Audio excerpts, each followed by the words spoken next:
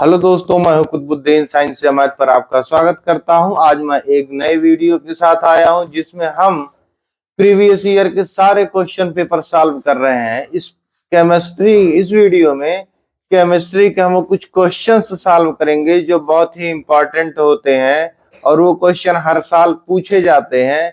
ऐसे ही क्वेश्चंस हैं जो आपके करियर और फ्यूचर को ब्राइट करने में मदद करेंगे।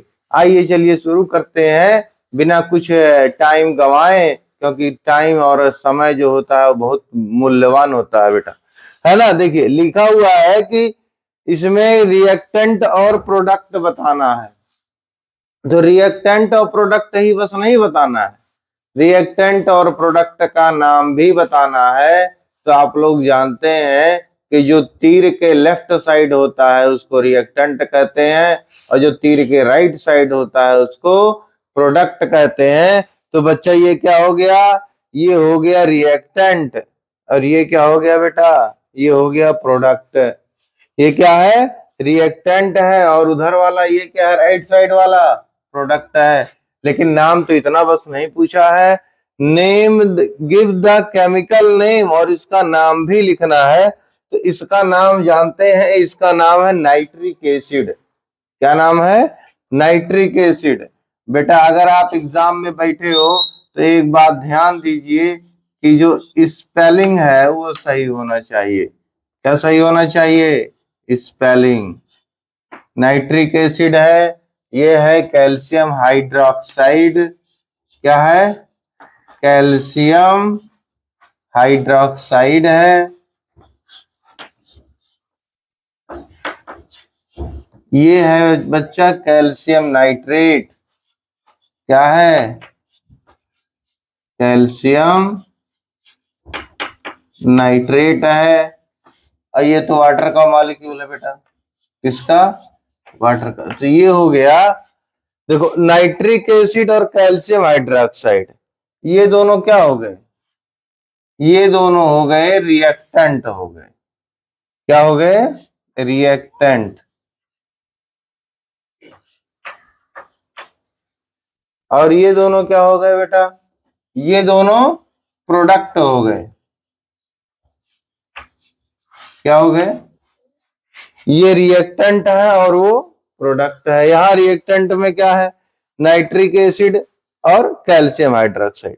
ये HNO3 जो है वो नाइट्रिक एसिड है, COH का होल ट्वाइस जो है वो कैल्शियम हाइड्रोक्साइड है, CaNO3 का होल ट्वाइस ये कैल्शियम नाइट्रेट है, और जो H2O है ये है वाटर। तो राइट साइड कौन है, CaNO3 का होल ट्वाइस और H2O। तो ये दोनों क्या हो गया बच्चा, ये दोनों प्रोडक्ट हो गया। और यहां देखेंगे ये HNO3 और कैल्शियम हाइड्रोक्साइड ये एरो के लेफ्ट साइड है। तो जो भी लेफ्ट साइड होता है उसे हम क्या कहते हैं, उसे हम कहते हैं रिएक्टेंट। तो HNO3 यानी रिएक्टेंट का नाम हो गया नाइट्रिक एसिड, और कैल्शियम हाइड्रोक्साइड है उसका नाम हो गया कैल्शियम हाइड्रोक्साइड। ऐसे ही देखिए इसका ठीक उल्टा दूसरे तरह से क्वेश्चन पूछा हुआ है कि अगर नाम दिया हो तो उसका फार्मूला हमें पता होना चाहिए। अगर फार्मूला दिया है तो नाम पता होना चाहिए, अगर नाम दिया है तो फार्मूला पता होना चाहिए। ये दोनों क्वेश्चन से एक दूसरे में पूछा जाता है और थोड़ा सा ध्यान दिया जाता है। क्वेश्चन ऐसे बनाया जाता है बच्चा, डायरेक्ट केमिकल रिएक्शन को बैलेंस करने के लिए नहीं पूछता है, बल्कि इस तरह से पूछेगा कि उसका नाम दे देगा, नाम से उसका फार्मूला बनाना पड़ेगा, फार्मूला बनाने के बाद उसको बैलेंस करेंगे। अगर फार्मूला गलत हो गया बेटा तो बैलेंस करना बेकार है, अगर फार्मूला सही है तभी आप बैलेंस करें, है ना। इसलिए बैलेंस करने का मतलब जैसे बैलेंसिंग स्टेप्स होते हैं कि आप number of reactants, number of atom of reactants add करते हैं, जोड़ते हैं, पता लगाते हैं, काउंट करते हैं, और number of reactant, number of atom of product भी पता लगा लेते हैं। तो ये बहुत अच्छी बात है। लेकिन अगर आप केमिकल कंपाउंड का फार्मूला नहीं जानते हैं तो यकीन मानिए आपका सही होने वाला नहीं है। तो इस तरह से क्वेश्चन देता है कि एग्जामिनर आपके बारे में मैक्सिमम जाने और आपको कम से कम मार्क्स दे। इसलिए ऐसे क्वेश्चंस बनाए जाते हैं, यानी ये वाले क्वेश्चन ज्यादा पॉपुलर हैं। केमिकल रिएक्शन बैलेंस करने के लिए ये वाला तरीका अपनाया जाता है कि उसका नाम दे दिया जाए। अब नाम दे दिया जाएगा तो बच्चे ज्यादा कंफ्यूज होंगे, है ना, ज्यादा दिक्कत होगी। चलिए चेक कर, देखो हाइड्रोजन को क्या लिखते हैं बेटा, हाइड्रोजन गैस है, जब गैस है तो उसको H2 लिखेंगे, है ना। और क्लोरीन भी गैस है तो क्लोरीन को लिखेंगे Cl2, और HCl यानी हाइड्रोजन क्लोराइड है तो इसको लिखेंगे HCl, है ना। अब इधर देखो बेटा, दो हाइड्रोजन है दो क्लोरीन है, तो दो हाइड्रोजन और दो क्लोरीन है तो इधर भी दो हाइड्रोजन और दो क्लोरीन होना चाहिए।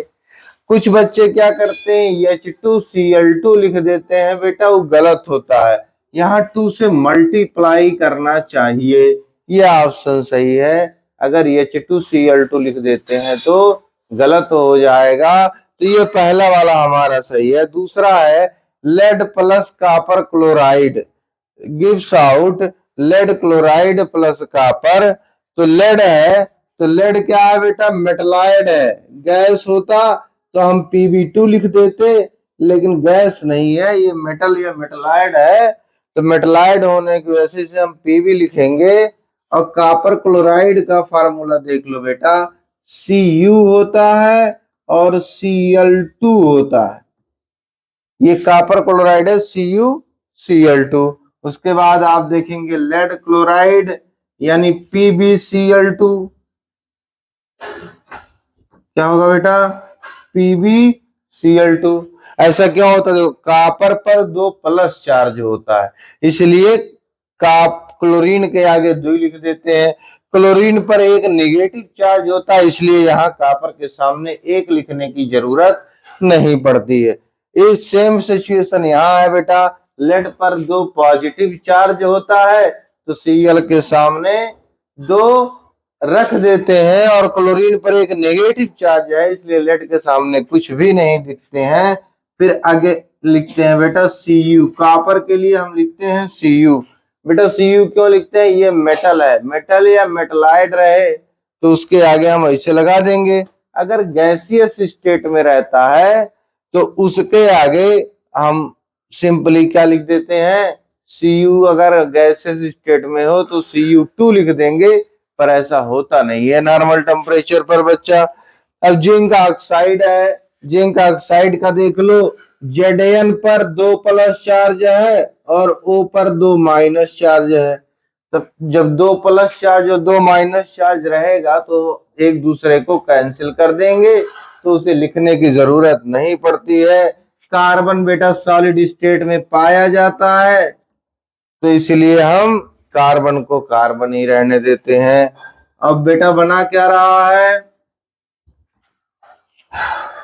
जिंक बना रहा है तो हम जिंक लिख देंगे, प्लस कार्बन मोनोऑक्साइड बना रहा है तो हम कार्बन मोनोऑक्साइड लिख देंगे। और चेक कर लेते हैं, तो चेक करने पता चलता है कि इक्वेशन बी वाला ऑप्शन और सी वाला दोनों जो है सही है, बैलेंस है, अलग से बैलेंस करने की जरूरत नहीं है। ऐसे ही मैं आप लोगों के लिए क्वेश्चंस लाता रहूंगा, आपके लिए नए नए वीडियो बनाता रहूंगा, रोज आपको कम से कम 2 क्वेश्चन डेली बनाऊंगा। इसलिए आप अगर 2 क्वेश्चन डेली तैयार करते हैं तो पूरे साल में हो सकता है कि आपका पूरा सिलेबस कवर हो जाए, पूरे रिएक्शंस कवर हो जाए। आप अगर पसंद करते हैं तो लाइक का बटन दबाइए, शेयर करिए, सब्सक्राइब करिए। अगर आपको कोई इशू है तो कमेंट जरूर लिख के बताएं। धन्यवाद।